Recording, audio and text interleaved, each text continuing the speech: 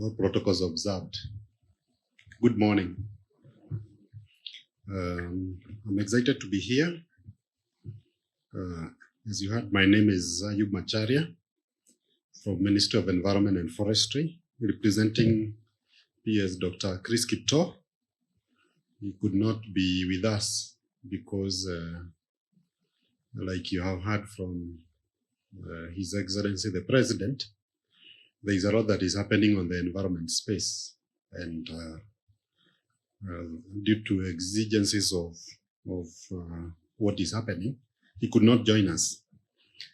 But I'm up to the task because I'm his advisor on circular economy and waste management matters, as well as my docket of environmental education and awareness.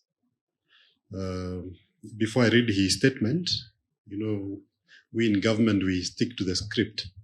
I must thank KEPSA because of this 7th anniversary of doing this circular economy conference. Incidentally, I have attended most of them, and I have seen you grow in leaps and bounds, and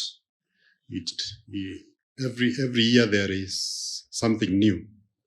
And of course, we in government also, we have not been left behind. We have supported the initiatives in terms of policy, in terms of encouragement and participation. And there is a lot that we have done together, which makes whatever we are doing to have some lifeline. We have some hope that this initiative is not going to die, to continue because of what we have done together. So I think from my desk, I'm encouraged with what I am seeing. I now want to read the speech by the Principal Secretary, Ministry of Environment and Forestry, Dr. Chris Kipto, during this meeting. Distinguished participants, ladies and gentlemen, I wish to thank the organizers of this Circular Economy Forum 2022 for inviting me to preside over this meeting. This discussion comes at a time when the world is recovering from the COVID-19 disruption that affected socio-economic and environmental tenets of development. The impact of the pandemic is huge, with millions of deaths, illnesses, and job losses. Disruptions such as COVID-19 and climate change require that we strive for resilient growth, and the circular economy has the capacity to create numerous new opportunities. Circular supply chains, repair, reuse, and recycling of products has the capacity to sustain local jobs at all skill levels and assure social integration and higher gross domestic product. Act of 2016, the draft extended producer responsibility regulations of 2022, among others. In addition, we are on record for banning the production and use of polythene bags in 2017 and the use of single-use plastics in protected areas in 2019. So why are we doing all this? Kenya's efforts in promoting circular economy have placed major emphasis on several areas of motivation, including encouraging circular business models and production processes, reverse logistics, and feedback loops, which integrate reuse, refurbishing, and remanufacture of products. Number 2, promotion of alternatives to primary raw materials and use of recycled materials. Number 3, promote design for products that last longer and are easier to repair and recycle. Number 4, support for local circular economy, such as industrial symbiosis, where waste from one company becomes raw material for another. Number 5, support use of non-hazardous substances and removal of contaminants from products. Number 6, promote economic instruments and tools that support sustainable consumption. Number 7, promote training, education for green skills. And number 8, promote green procurement. So that is what motivates us. Kenya has already started implementing these policy and legislative documents.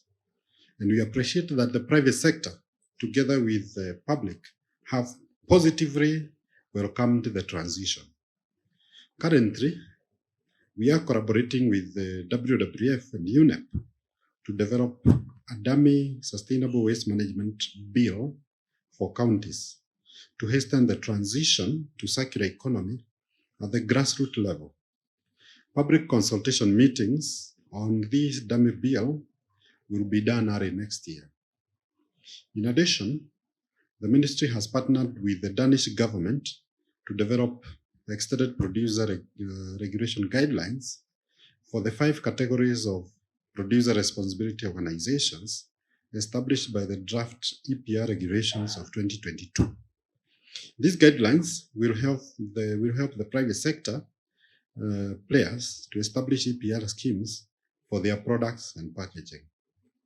Further, the country has embarked on a glad plan to plant 15 billion trees over the next decade as part of a program to stop the cycle of recurring droughts, absorb greenhouse gases from the atmosphere, increase habitat for biodiversity, and provide for other related human needs. The community-based approach in the ongoing tree growing assures sustainability of this initiative and also has a strong component of public awareness on circular economy within the forestry sector.